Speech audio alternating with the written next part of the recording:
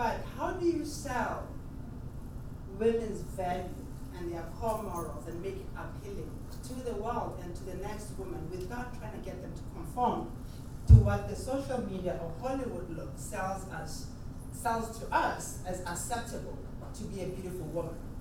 Because not everybody can fit into those platforms and those levels and those categories that are put out there, and some of them are very unreal. And you realize that in the era that we're living in, a lot of young girls get lost in aspiring to be whatever they see in the media, whatever they think that beauty is, whatever is being sold in the media, and forgetting that that is just a campaign of selling a product, of selling, and it is short term. So Photoshop like crazy. yes, and the Photoshop and the enhancement and everything else that comes with it. So you have a lot of young women that are growing up aspiring to be that, forgetting who they really are. So when you go out to the world, you don't know how to sell yourself because you have lived a life that is a false facade of trying to emulate something else that you are not, and you don't know who you are. So your self-confidence is never full to the full circle because there's something that is always lacking at you. And some girls actually don't even like themselves based on the fact that how their culture, their heritage is perceived by a culture that they feel that is superior or it has more exposure.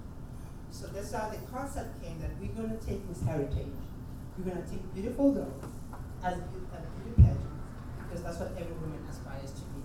But this has to be different. And how it's going to be different, we're going to use this, all these girls, they're going to be role models and they're going to be spokesperson for their country to say yes, in the 21st century, 2016, you can still stand there and be patient and be beautiful and embrace that and still know that what makes me unique, what makes me behave and act the way I do, what offends me, what I appreciate about humanity, this is who I am.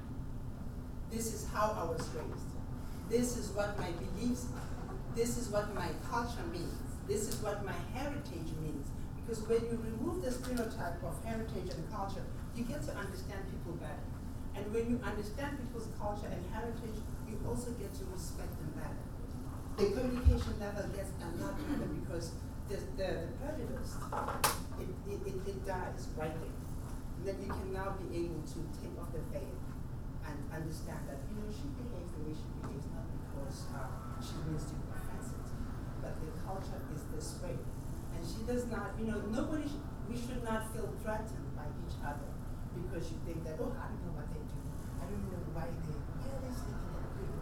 Is it Spain? Where they go to bed at 3 o'clock and yeah, and then they go to bed for a couple of hours at 3 o'clock and they don't eat. And there's a lot of things about each other's culture that we don't understand, that we always think that is taboo, and then we decide to judge the people based on that. So when the focus of this heritage is to bring girls from different countries to be spokespersons of their culture in the 20th century, with their heritage, looking as beautiful as what the world is selling today, to say you can still be that. You can still be this beautiful, you can still be this beautiful, you can still be this articulate and pretty, and wear your heritage or your national gown, and still believe and come to the world and sell your uniqueness. Because what makes you different is your uniqueness. And that's what I found as a South African traveling. Before I lived in America, I lived everywhere in Europe. I traveled almost everywhere in the world. But there was nothing that I could take back and say, okay, now this is how they do it in Europe and I got it. That's not now. I don't know. I've been in America 20 years. I still am proud to say I'm South African because what I understand better is South Africa. What I know, what I don't have to think about is South Africa. And this is what you have in your DNA, and you would never doubt that. Your accent, it doesn't have to change. That makes you unique. When you go in a certain place where people speak in a certain way, and whether you can speak English fluently, it doesn't matter. What matters, this is what we say in New York, right? Do you understand the English me? Because you have so many people. And the point is not to judge where you use the right adjectives or nouns. It's try to listen to what the person is saying. it doesn't mean that they are stupid because their sentences don't flow right. You have scientists that can hardly speak one word in English. So that's what this heritage is about, is to get all the girls who are representative of their culture and their heritage and still stand out there and say, to say, in the world that we're living in today, we can still be beautiful women, powerful, represent who we are, be proud of where we come from, of who we are uniquely, and that will give you self-pride, self-worth, and your morals and your core values, and you can go further because in that way you grow to be able to go back to your country. If you are so proud of where you come from, you will always want to go and give back. So thank you very much. How about you? That was powerful. Another resounding applause for very good export of South Africa to the world, to New York. I think the only thing that she has lost is her accent. The South African accent. Yeah. Well, part of partnerships that we have created as Miss Heritage Global, and one that we are very proud of, and that we go out there and speak very proud of, is a partnership that we forged with We4We Women Empowerment, which we are a great partner and member of.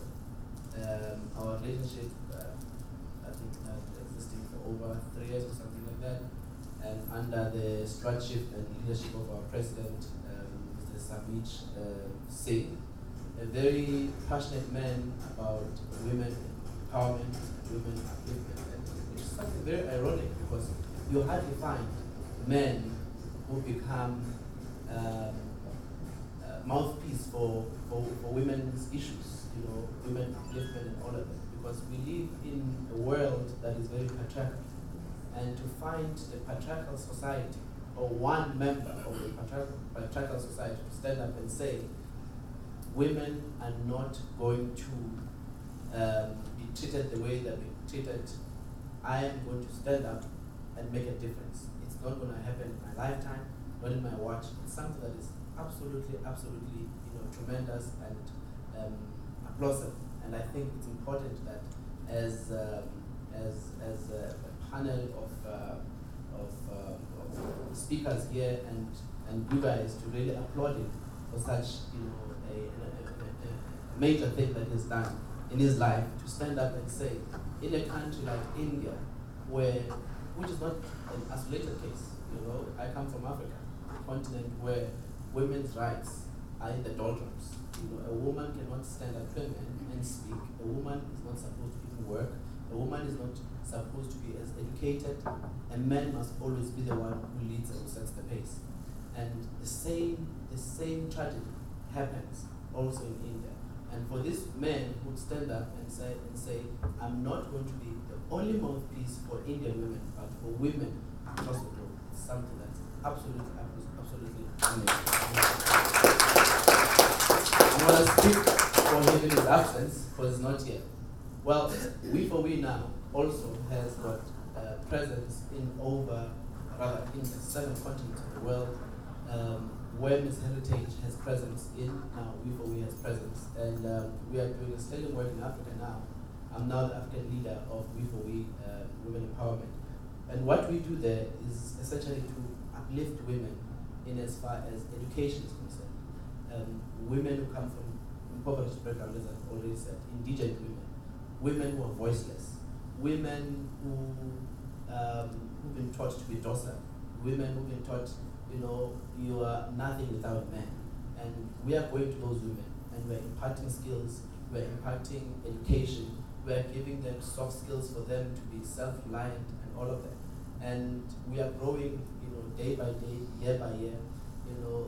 This lady, I must say, she's doing stellar work. She's been coming to South Africa for the past 3 years and coming there, meeting with women from diverse countries, diverse backgrounds, young women, mentoring them, telling them that they've got a role to society, that they've got a role to play in the places that they come from.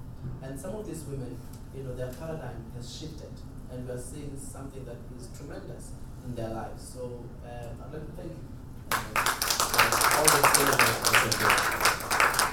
My next speaker is Ms. Elizabeth Ortiz. She hails from Colombia, South America.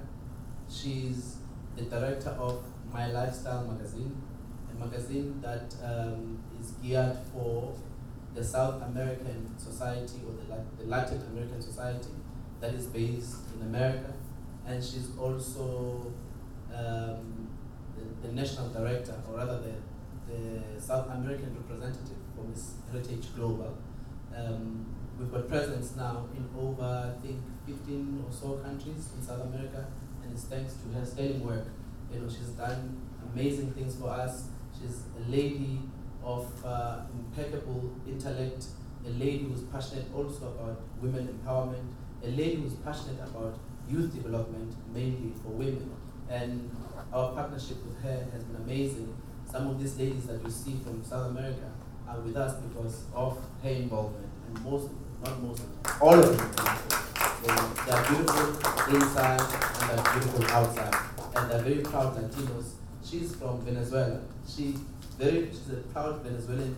She speaks nothing else but Latin, and I'm forced to speak her language, you know, because her beauty now makes me to say, I have to learn this language. Come on, so that's the beauty of that we have as Miss Heritage Global. Ladies and gentlemen, please welcome Ms. Elizabeth Ortiz.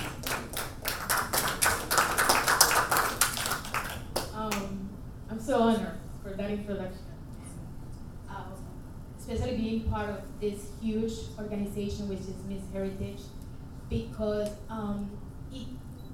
the way that I got involved with Miss Heritage is because it really represents who am I. It really represents where I'm coming from.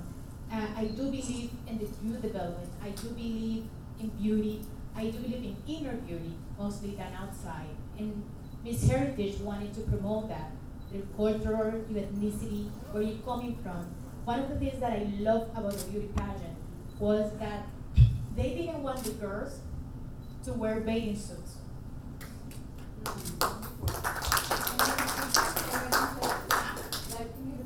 They didn't want the girls to wear bathing suits. Most of the beauty pageants, you have to have the bathing suits because they want to see the physics of the contestants. Then, you know, the gala dress and the costume dress. They just focus on the costume dress, which is your traditional country dress, your culture, your heritage, and the gala. Mostly, the competition was based on your knowledge about your culture and your labor as a woman, an empowered woman in the world. And I was lucky to be translating for the judges. And in that moment, I realized something. I have maybe 10 girls competing. For me, all of them are the same. I love them the same. I want all of them the same. However, every time that it came for the answers, I realized that the judges were more concerned in the intellect. All of them were beautiful in their own ways. You can see them